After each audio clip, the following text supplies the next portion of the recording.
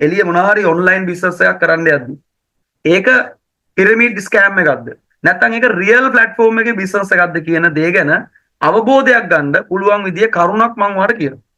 හරි මොකද හේතුව අපි මේ අවුරුදු ගාණක් මේක කරද්දි මට ගොඩක් ආපු කම්ප්ලේන්ට් තමයි ඕක පිරමිඩ් කියලා. හරි පිරමිඩ් කියලා කියන්නේ අර ඊජිප්තුවේ තියෙන නෙමෙයි ඈ. රයිට් පිරමිඩ් කියන මිනිස්සු දන්නේ නැහැ මොකද්ද පිරමිඩ් කියන්නේ කියලා. පිරමිඩ් බිස්නස් එකක් කියන්නේ කියලා. ඉතින් සරලවම කිව්වොත් එහෙම තහනම් ලංකාවේ පිරමිඩ් කරන්න බෑ. මහා බැංකු සංශෝධන පනතේ 83 100 කියන වගන්තිය යටතේ ලංකාවේ පිරමීඩ ආකාර රයිට් ආයෝජන ක්‍රම යටතේ කතා කරන කරුණු දෙකක් තියෙනවා. රයිට් ඒ කරුණු දෙකට අපි කරන ඕනම ව්‍යාපාරයක් තුළ තියෙන කාරණාවක් ඇතුළත් නම් ඒක නීතියෙන් තහනම් කරපු ව්‍යාපාරය. පිරමිඩ්යක් කියන්නේ මේක. ළමයි ක්ලියර් නේ මං කියන්නේ. එහෙම නැත්නම් මිනිස්සු ජොයින් කරා කියලාවත් රයිට් දෙන්න සම්බන්ධ කරා කියලාවත් පහලට කට්ටිය හැරුණා කියලා ත්‍රිකෝණයක් හැදෙන්න මිනිස්සු හිටියා කියලා හයිරාකියක් තිබ්බා කියලා පිරමිඩ් වෙන්නේ නැහැ. ඒකට කරුණු දෙදාන්න දැන් හිතන්න ළමයි වාහනයක යද්දී දඩ පත්‍රිකා තියෙනවා නේද? ඔයා වාහනේ යන ගමන් චුට්ටක් පිටිපස්ස හැරලා බල යනවා. පොලිසියේ නිලධාරියා ඇවිල්ලා මොකද කරන්නේ? නවත්තලා ඔයා පිටිපස්ස හැරුණා කියලා දඩයක් ලියනවා. එහෙම ලියන්න පුළුවන්ද? ඒක යකාගෙන ඉතින් එහෙම බෑ. දඩ පත්‍රිකාවේ තියෙන්න ඕන මොනවාද කරපු වැරද්ද නේ? එහෙම නැතුව දෙන්න. ඒ නිසා ඒවා තමයි පිරමිඩ්යක් වෙන්න නම් මෙහෙම ත්‍රිකෝණයක් විදියට තියෙන එක මිනිස්සු ජොයින් කරන එකක්. එහෙම මේක ඇතුලේ සඳහන් කරලා දෙන කරුණු. අපි මේකේ ලෝ කියලා එසන් නැත්නම් ඒක අපිව කතා කරනවා. ඒ කරුණු වලට අපි කරන ව්‍යාපාරේ මොනවා හරි කාරණාවක් ඇතුළත් නම් ඒක පිරමිඩ්යක් කියලා කියනවා. දැන් ඔයාලට ඒවා පිස්සරට කතා කරමු. දැන් මම ඔයාලට අදහසක් ගන්න පොඩ්ඩක් කියන්නම්. මේ පිරමිඩ් කියන්නේ ඒක තුළ මොකද්ද වෙන්නේ? පිරමිඩ් කියලා සරලවම කතා කරොත් ඒක තුළ තියෙන දේවල් තමයි පිරමිඩ් එකක් තුළ මිනිස්සු අනාථ වෙන්නේ. හරි? ඒ කියන්නේ පිරමිඩ් එකට සල්ලි දාන මිනිහා කොතන හරි තැනක අනාථ වෙනවා. ඒ වගේම තමයි ඒ අනාථ වෙන පිරිස අනාථ වෙද්දී තව පිරිසකට හොඳ ප්‍රතිලාභකුත් වෙනවා. ක්ලියර්ද මං කියන්නේ? ඒ කියන්නේ ව්‍යාපාරය පටන් ගන්න කට්ටියකින් බොහොම සීමිත පිරිසක් ලාභ ලබද්දී ලොකු පිරිසක් ඉඩ කඩන් උගස් කරලා සල්ලි දාලා උණු හිටි දැන් නැති කරගන්න. තේරෙනවද? තමන්ගේ සල්ලි නැති කරගන්න. ඉතින් ඕක ව්‍යාපාරයක් ඇතුලේ යම්කිසි ඕනම ව්‍යාපාරයක් ඇතුලේ ඔන්න ඔය වැඩේ වෙනවනම් ඒ කියන්නේ ලාභ ලැබෙන පුද්ගල ප්‍රමාණය හරි අඩුයි නම් එතන රන් වෙන්නේ පිරමිඩ්. මොකද හේතුව? එහෙම තැනකදී ඒ කියන්නේ මිනිහෙක්ට අසාධාරණයක් වෙන නිසානේ ගත්තොත් එහෙම ඒක නීතියෙන් තහනම් කරලා තියෙන්නේ. නේද? මිනිහෙක්ට සාධාරණයක් වෙනවා නම් නීතියෙන් තහනම් කරන්න ඕනේ මේ රට නැගිට්ටවන්න ඕන නම් ඇත්ත කතන්දරේ සල්ලි හම්බ කරන්න ක්‍රමයක් තියෙනවා. වැරදි වැඩ, වංකොල්ල කන වැඩ, දඩ වැඩ, බොරු වැඩ බයිලා නැතුව ජෙනුයින් ක්‍රමයක් තියෙනවා. ඉතින් තේරුම් ගන්නවද තමයි අවබෝධ කරගන්න ස්කෑම් එකක් කියන්නේ මොකද්ද? ඒක පටන් ගත්තට පස්සේ මිනිස්සු ලොකු පිරිසක් අනාථ වෙන්නේ. දැන් අපේ බිස්නස් එක පටන් ගන්න චුට්ටක් බලමුද අනාථ වෙන්නේ කොහොමද කියලා. දැන් ඔයා ඇවිල්ලා ව්‍යාපාර කළමනාකරණ ඉගෙන ගන්නවා. ලීඩර්ෂිප් ස්කිල්ස් ඉගෙන ගන්නවා. නේ රුපියල් 6000ක් ගෙවලා. ඔයා මගේ YouTube channel එකේ courses දාලා තියෙනවා free බලන්න පුළුවන් සමහර ඒවා. එක එපිසෝඩ් එකක් බලනකොට පැය භාගයක් ඔයාලට තේරෙනවා මෙතන දෙයක් තියෙනවා ගන්න කියලා. නිකන් බලන්න බෑ. නිකන් එක එපියක් බලන්න ගිහිල්ලා දාලා තියෙන වීඩියෝ 200 ගණන් දාලා තියෙනවා. ඒක ඔයාලට තේරෙනවා. එතකොට 6000ක් ගෙවලේ මිනිස්සයා ගන්න දැනුම ඒ මිනිස්සයාට අධ්‍යාපනයක් දෙන්නේ අපිනේ. ඒක තුල කතා කරන දේවල් සාර්ථකත්වයට වැදගත්. අපි සල්ලි ගෙවලා ඉගෙන ගත්තා අපි දීලා තියෙනවා. ඒතකොට එයාට අපි දෙන්නේ දැනුමෙන් පෝෂණය කරන එක. ඊළඟට මොකද්ද අපි කරලා තියෙන්නේ? එයාට ආදායම් මාර්ගයක් දීලා තියෙනවා.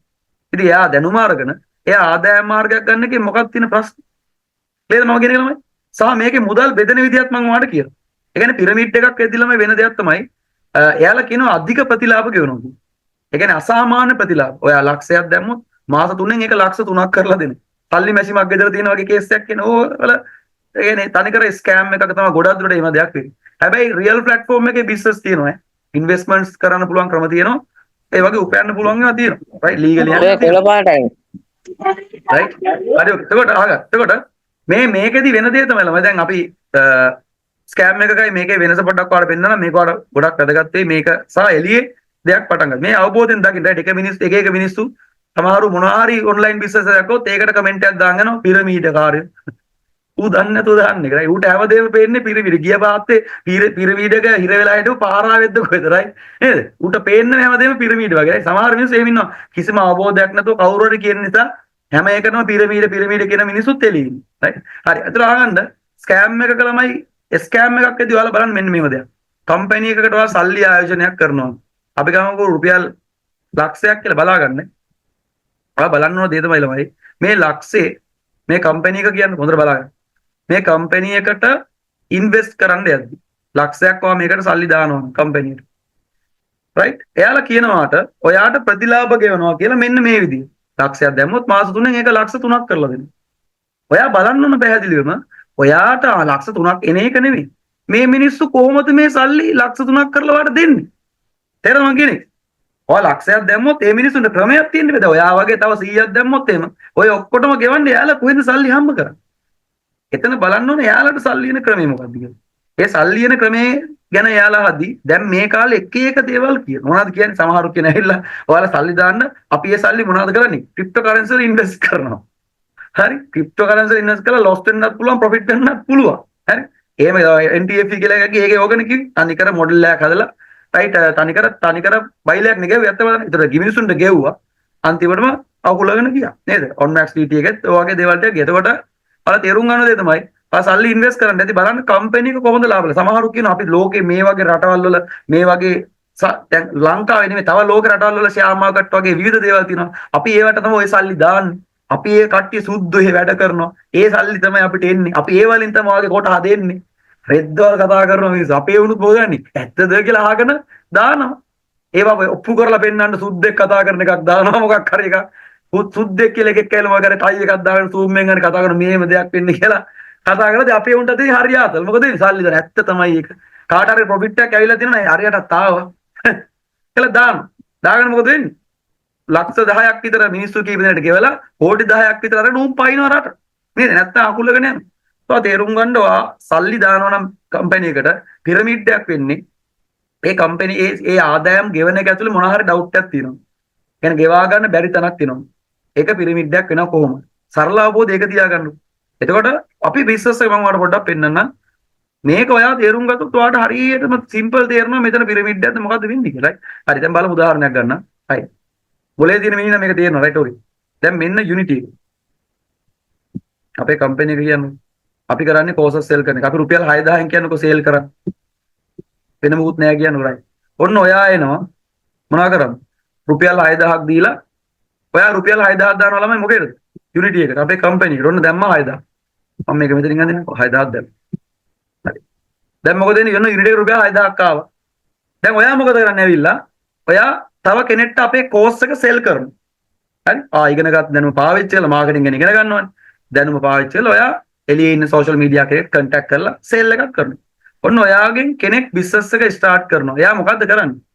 එයා කෝස් එක බයි කරන්නේ. එළිය කරන්නේ ආයතනයකට සල්ලි ගෙවලා දැනුම ගන්න සම්බන්ධ වෙන. අපි කරන්නේ අපේ කෝස් එක ගන්න කෙනෙක් කරා කෙනෙක් සම්බන්ධ කරනවා. අලවිය වැඩි වෙන්නේ සේල්ස් යන එක තුනේ. දැන් මොකද වෙන්නේ? මෙයා ළමයි දැන් ඔයා 6000 ගෙවලා තියෙන්නේ. ඔයාට බිස්නස් එකේ බිස්නස් account එකක් ඕපන් වෙලා තියෙනවා. මෙයා සල්ලි දැම්මම මොකද වෙන්නේ? මේකෙන් රුපියල් 2500ක කමිෂන් එක කාටද ගෙවන්නේ? මෙන්න මෙයාට ගෙවලා. හොඳට බලා ගන්න. ඔන්න 2500ක් ගෙවලා. එතකොට දැන් අපි 2500ක් ගෙවන්න බැරිද ඔයාට? ඇයි ඔයා සල්ලි මෙයා දැම්මට පස්සේ ඒකෙන් තමයි මේ සල්ලි වලට ගෙවන්නේ. එතනින් එහාට මේ රුපියල් 2500 ගෙවුවට පස්සේ කම්පැනිට කීයක් ඉතුරුද? අපිට ඉතුරු වෙනවා රුපියල් කීයක්ද? තව 3500ක් අපිට ඉතුරුයි ළමයි. එතකොට මං අහනවා සේල්ස් 10ක් ගැව්වොත් එහෙම රුපියල් 60000ක් යුනිට් එකට ඇවිල්ලා. අපි රුපියල් 25000ක් ඔයාලට ගෙවලා. කම්පැනි සල්ලි ඉතුරුද නැද්ද? ඔයාලා තේරෙනවද වැඩි? මෙහෙම 1000ක් නෙමෙයි ලක්ෂයකට ගෙවන්න පුළුවන්ද බැරිද? මොකද එතනින් එහාට තව කාටවත් ගෙවන්නේ නැහැ. පිරමීඩ් දෙනවා නම් මොකක්ද දන්නවද දෙන්නවයි. මෙහෙම සම්බන්ධ වෙද්දි හොඳට අහගන්න. පිරමීඩ් එකක් දෙන්න නම් මෙන්න මෙහෙම වෙන්න ඕන. හොඳට අහගන්න. මෙයා ඇවිල්ලා ඔන්න කෙනෙක්ව ජොයින් කරනවා. එයාගෙනුත් කෙනෙක් එන. මෙයාගෙනුත් කෙනෙක් එන. මෙයාගෙනුත් කෙනෙක් එන. ඔන්න වැරදි එනද නැහැ. දැන් මේ හැමෝම 6000 ගාන දාලා එන්නේ කියන්නේ. 6000 දාලා කෝස් එක ගන්න. එයාට කියනවා ඔයා එකතු කරද්දි දැන් උදාහරණයක් ගන්න මෙයාගෙන් මෙයාවොත් එහෙම මෙයාගෙන් 2500 මෙයාට එනවා කියන්නේ 2500. ඊට පස්සේ මෙයා කෙනෙක් ජොයින් කරොත් මොකද වෙන්නේ? ඒකෙනුත් තව 2500ක් එනවා මෙයාට. මෙයාටත් එනවා. මෙයා කෙනෙක් ජොයින් කරොත් මොකද වෙන්නේ? ඒකෙන් 2500 මෙයාටත් එනවා මෙයාටත් එනවා මෙයාටත් එනවා. දැන් මෙයා කෙනෙක් ජොයින් කරොත් මොකද? එයා කියනවා ඒ 2500 මෙයාටත් එනවා මෙයාටත් එනවා මෙයාටත් එනවා. එතන මෙයා මොකද වෙන්නේ? මෙයාට තේරෙනවා මම දෙන්නේ තුන් දෙනෙක් ජොයින් කරගත්තට පස්සේ එයාලා වැඩේ කරන් යනවනේ. එතකොට එයාලා කරන්නේ වලින් මට කමිෂන් එනවා කියලා හිතලා මොකද කරන්නේ? එයාලා සම්බන්ධ මෙන්න මේවට තමයි පිරමීඩ කියලා කියන්නේ. එතන මොකද වෙන්නේ? නිකන් හිතන්න උදාහරණයක් ගන්න. දැන් ඔයාගේ වා සේල් දෙකක් කරලා නිකන් ඉන්නේ. මේ ආපු කට්ටිය මෙයාලා සේල් කරන් එතන යනවා. මේ සේල් එක වුණාට පස්සේ මේ 2500 මෙයාටත් ගෙවලා මෙයාටත් ගෙවුවොත් එහෙම ගන්න දැන් කම්පැනිට එන 6000යි. කම්පැනියට 6000ට වඩා වියදම් වෙන මුන්ට ගෙවන්න. මෙයාට ගෙවද්දි මෙයාට 2500 මෙයාට 2500 මෙයාට රුපියල් 5000ක් ගෙවලා. මෙයාට 2500 ගෙවුවොත් රුපියල් 7500ක් ගෙවලා. මෙයාට ගෙවද්දි 10000ක් ගෙවලා. කම්පැනියට ගෙවන්න බෑ එතකොට නේද? එතකොට පිරමීඩ් එකක් එන්න නම් මෙන්න මේ වගේ උඩට ලෙවල් ගෙවන්න ඕන. එන්න එහෙම ගෙවන ඒවා තුල තමයි පිරමීඩ සරලවම මම කියන්නේ අර කරුණු දෙක මහා බැංකු සංස්කෘතික පන්තියේ තියෙන කරුණු දෙක නැතුව මේ අවබෝධ කරගන්න මම වාට කියන්නේ මෙන්න මෙහෙම ඒවා තමයි පිරමීඩ වෙන්නේ. ඇයි ඒ? එක තැනකදී මිනිස්සුන්ට ගෙවා ගන්න බැලුව පුතේ හිර වෙනවා. කම්පැනි මොකද කරන්නේ? කීප දෙනෙක්ට ගෙවලා කෝටි ගණන් හම්බ කරගෙන කම්පැනි ක්ලෝස් කළා දානවා. ඔන්නව තමයි පිරමීඩ් එක. අපේ එකේ මොකද වෙන්නේ? මේ බිස්නස් එකේ අපි අදලා දෙන කෝසස් තියෙන UA මාකටිං. රුපියල් 6000යි කෝස් එක. ඔන්න ඔයාට කෝස් එක කරන්න පුළුවන්. කරලා දැනුමෙන් පෝෂණය වෙන්න පුළුවන්. ඊට පස්සේ ඔයාට සේල් කරන්න පුළුවන්. ඔයා ඇවිල්ලා සේල් කරනවා ඇති තරම් සේල් කරනවා. වා සේල්ස් 10ක් ගෙවුවොත් මොකද වෙන්නේ? වා සේල් 100ක් ගන්න. සේල් 100ක් ගෙවුවා කියලා කියන්නේ 6 දේව 100ක් කියලා කියන්නේ කීයද? රුපියල් ලක්ෂ 6යි. ඔන්න ලක්ෂ 6ක් කම්පැනිට ඇවිල්ලා තියෙනවා. ඒතර මොකද වෙන්නේ? ලක්ෂ 6ක් කම්පැනිට එද්දි එක වා සේල් 100ක් ගැව්වා නම් අපි එක සේල් එකකට 2500 ගණන් එක ගියොත් මොකද වෙන්නේ? රුපියල් ලක්ෂ දෙකමාරක් වාට අපි ගෙවලා තියෙනවා. දැන් එතකොට අපිට හිරවීමක් වෙන්නේ නැහැ. මොකද මෙතනින් උඩ කාටවත් ගෙවන්නේ නැහැ. අපිට ඇත්තටම වාට ගෙවන්න පුළුවන්. නේද? සමහර මිනිස්සු කියනවා මල්ලි ඉතින් මොහොම කරලා ලංකාවේ ඉතින් මිනිස්සු ඉවරුනාට පස්සේ අපි කාටද විකුණන්නේ? බල්ලන්ට විකුණන්නේ. මගෙන් සමහර වාලා දෙනවා. මම ඒකට උත්තරයක් දෙන්නම්. ලංකාවේ හැම මේක ගන්නෑ. ගන්නෑ. එහෙම ගන්නවද මිනිස්සු? ලංකාවේ හැම මිනිහෙක්ම වා හිතනවා Apple use කරලා ලංකාවේ හැම මිනිහම Apple කොච්චර හොඳුණා? Apple කන Apple නෙමෙයි Apple device phones නේ. එහෙම කරන්නේ නැහැ. right? හැම මිනිහම right රටේ කොච්චර හොඳට දේශපාලනය කියනක කොන්න අලුතෙන් මොකක් හරි එකක් පිටවලා රට සංවර්ධනය කරලා ඔය හොරකම් කරන ඔක්කොම නැද කරලා එක පක්ෂයක් පිටලා ඒක ඇත්තටම රටට ගේමක් දීලා සුපිරියට මිනිසුන්ගේ ආර්ථිකය හදලා කරනවා. ඔය හිතනවා ලංකාවේ ඉන්නවනම් කෝටි 2 ලක්ෂ 30ක් උන් ඔක්කොම ටික ඒ පක්ෂයට කතර ගෑ කියලා හිතනවා. නෑ නේද? මොකෙක් හරි ගොබිලියෝ සෙට් එකක් එනවා නේද අනිත් පැත්තටත් දෙන ඉන්නවා බං. ඒ වගේ තමයි අපි බිස්නස් එකක් කරන්න යද්දී හැමෝම එකතු වෙන්නේ. එහෙනම් සමහරු කියනවා නම් මිනිස්සු ඕක ඔක්කොම ආවට පස්සේ කාටද විකුණන්නේ කියලා. ඒවා ප්‍රැක්ටිකල් නැති කතා. ඒක නිකන් හරියට අර right වැබක මාළු අල්ලන්න යනවා මිනිහෙක්. right දැන් මම ප්‍රශ්නයක් අහනවා. right මිනිස්සු ඉවර වෙයි කියලා සමහරු කියනවනේ මේ බිස්නස් වල. ඔයාගේ 100 ඔයාට හිතන විදියට වැව් මාළු කාලා ඇද්ද නැද්ද? වැව් මාළු කාලා තියෙනවනේ 100. මම කොහොමද දන්නේ කියලා හිතපන් අනිවාර්යෙන් කාලා තියෙනවනේ. 100ගේ 100.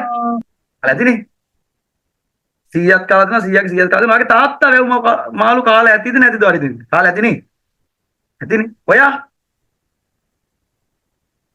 ඔය කාපු කැවිල්ලට බා වැවේ මාළු හිදලා තියෙන්න පැත්තකට තමයි එහෙම හිදලා නැහැ නේද අදටත් වැවේ මාළු ඉන්නවනේ ඒ වගේ තමයි මිනිස්සු ඉවර වෙන්නේ නැහැ මිනිස්සු පැටව ගන්නවා නේ මිනිස්සු පැටව ගන්න ඒ නිසා මිනිස්සු ඉවර වෙන්නේ නැහැ ඒවා මේ බයිලා කතා අපි ගමුකෝ මිනිස්සු ඉවරුණා කියලා ලංකාවේ මේක විකුණලා දැන් මොකද කරන්නේ මුකුත් වෙන්නේ නැහැ අපේ ළමයි අපේ බිස්නස් එක තුල අපේ කෝසස් ටික ඔය දැන් අපි ඔය UA මාකටිං කෝස් එක විකුණනවා කියන දැනුම ඉවරද නැහැ අපි ළඟ ඊළඟට තියෙනවා ලීඩර්ෂිප් තව ඇඩ්වාන්ස් ට්‍රේනින් ප්‍රෝග්‍රෑම් ආයෙ තියෙනවා ඉතින් යාට blind mind breaker leadership rider bill කියලා ඒවට වෙනම පේමන්ට් කරලා ගන්න ඕන ඇඩ්වාන්ස් එක තියෙනවා ඒ විකුණපු මිනිස්සුන්ට කරන ආයෙ විකුණනවා ඒ කියන්නේ දැනුමනේ දෙන්නේ දැන් මේක කවදාකවත් ඉවර වෙන එකක් නෙවෙයි තේරුම් ගන්න මේ බිස්නස් මොඩල් එක දකින්න මේ ප්ලෑන් මොකද මේ UA මාකටිං කන්සෙප්ට් එක මම අවුරුදු 11ක් ඉගෙනගෙන මේ ගහව ප්ලෑන් එක ඔයාගේ පැත්තෙන් හොඳට earn කරන්න පුළුවන් process එක. ඒ නිසා ඊළඟ අවුරුදු right 100ට right වැදගත් වෙන දෙයක් මේකේ දෙන්න මොනවද අපි විකුණන්නේ දැනුම.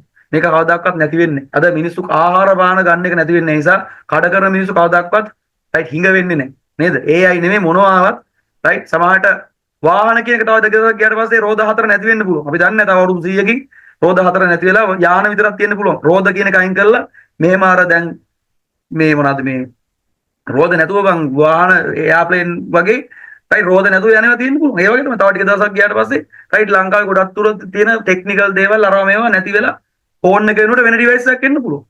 හැබැයි මොනවද තිබ්බත් කෑම බීම නැති වෙන්නේ නැහැ වගේ තමයි. මොනවද තිබ්බත් දැනුම කියන එක මිනිස්සුන්ට ඕන. දැනුම විකුණනවා නම් අපි කවදාකවත් හින්දෙන්නේ නැහැ නේද? අපි කොහොමද කියන්නේ තව අවුරුදු 20ක් යනකම් පෙට්‍රල් ෂෙඩ් ඕම තියෙයි කියලා. ඉලෙක්ට්‍රික් වෙහිකල් දැන් එන්න ගන්න ලෝකයේ දියුණු තෙල් නිදි තියෙන රටවල් පව අද දවස් යූස් කරන්නේ ඉලෙක්ට්‍රික් වෙහිකල් වල දන්නවනේ.